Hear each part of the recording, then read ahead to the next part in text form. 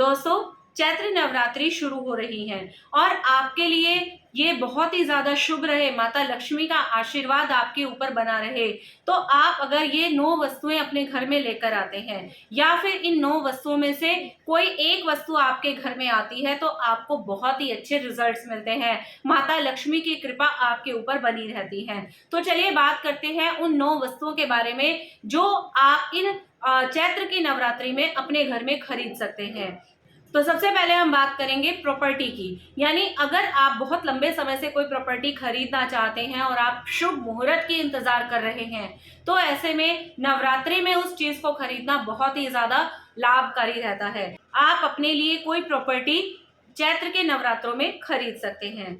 दूसरी जो वस्तु आप खरीद सकते हैं वो है धातु की कोई मूर्ति। आप बहुत लंबे समय से अपने घर में कोई भगवान की, कोई इष्ट देव की मूर्ति लाना चाहते हैं, तो इस नवरात्रि आप माता की मूर्ति या फिर अपने इष्ट की मूर्ति अपने घर के मंदिर में लाकर स्थापित कर सकते हैं। ये बहुत ही शुभ समय है इस तरह के काम को करने के लिए। तो अगर आप बहुत टाइम से ये सब चाह रहे थे तो ये इस नवरात्रि अपने घर में कोई भी अपने इष्ट की मूर्ति लेकर आइए। तीसरे नंबर पर हम बात करते हैं श्रृंगार का सामान, क्योंकि ये माता रानी के व्रत है, माता रानी को लोग श्रृंगार की वस्तुएं अर्पित करते हैं। तो आप भी अपने घर में श्रृंगार की वस्तुएं यानी मेकअप की जो एक्सेसरीज है वो ला सकते हैं। आप इस नवरात्रि में माता को भी भेंट करें और अपने लिए भी इन वस्तुओं को खरीद सकते हैं। चौथे नंबर पर हम बात करते हैं शुभ पौधे। अगर आप अपने घर में कोई भी पॉजिटिव एनर्जी वाले पौधे लेकर आते हैं तो ये बहुत ही अच्छे रिजल्ट देती है।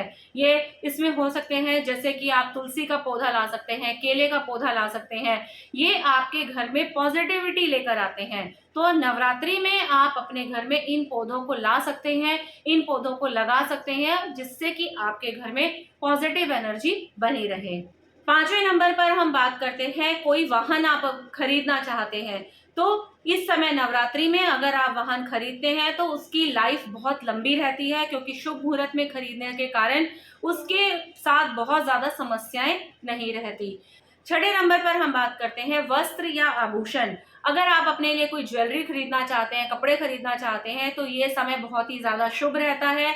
आप माता के लिए भी उनके लिए चुनरी खरीद सकते हैं और उसी के साथ साथ अपने लिए भी बहुत सारे वस्त्र और ज्वेलरी खरीद सकते हैं। ये बहुत ही शुभ समय है इन सब वस्तुओं के ऊपर पैसा इन्वेस्ट करने के लिए।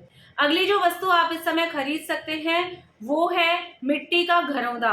अगर आप बहुत लंबे समय से चाह रहे हैं कि आपका घर बन जाए लेकिन आपका घर नहीं बन पा रहा है, तो आप मिट्टी का एक घरौंदा लाइए और इस नवरात्रि में माँ दुर्गा की जहाँ आपने स्थापना की है वहां पर उस घर को रख दीजिए और पूरे के पूरे 9 दिन जब माता की आराधना करें तो साथ ही साथ इस मिट्टी के घरौंदे को भी पूरे नवरात्रि में इसे माता के चरणों में स्थापित करें और उसके बाद आप देखेंगे कि बहुत ही जल्दी आपका घर भी बन जाएगा। यानी अगर आप अपना घर बनाना चाहते हैं तो इस नवरात्रि आप अपने घर में एक मिट्टी का घरौंदा जरूर लेकर आए।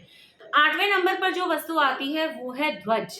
अगर आप अपने घर में कोई ध्वज लगाना चाहते हैं, क्योंकि सनातन धर्म में बहुत ही अच्छा माना जाता है केसरिया रंग का ध्वज लगाना। अगर आप अपने घर में ध्वज लगाना चाहते हैं तो इस नवरात्रि आप अपने घर में माता के चरणों में ध्वजा रखें और फिर रामनवमी के दिन आप अपने घर पर ध्वजा लगाएं। अगर आप ऐसा करेंगे तो आपके घर पर किसी भी तरह की कोई नेगेटिव एनर्जी प्रवेश नहीं कर पाएगी।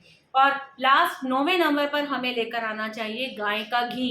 आप सोच रहे होंगे गाय का घी, लेकिन गाय का घी बहुत ही ज्यादा शरीर के लिए भी बहुत अच्छा होता है और अगर आप गाय के घी की जोत अपने घर में लगाते हैं तो ये भी आपके घर में पॉजिटिविटी लेकर आती है।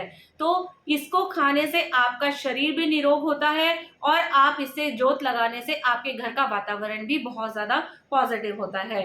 तो ये सारी 9 वस्तुएं जो आपको मैंने बताई हैं, अगर इस नवरात्रि आप अपने घर में लेकर आएंगे तो आपकी सारी मनोकामना माँ लक्ष्मी जरूर पूरी करेंगी। माता रानी का पूरा आशीर्वाद आपके ऊपर बना रहेगा। मैं उम्मीद करूंगी कि आपको हमारा वीडियो पसंद आया होगा और हमसे जुड़े रहने के लिए हमारे इस चैनल को लाइक और सब्सक्राइब जरूर करें। और अगर आप कोई और जानकारी चाहते हैं तो प्लीज आप कमेंट बॉक्स में उसको जरूर लिखें। धन्यवाद।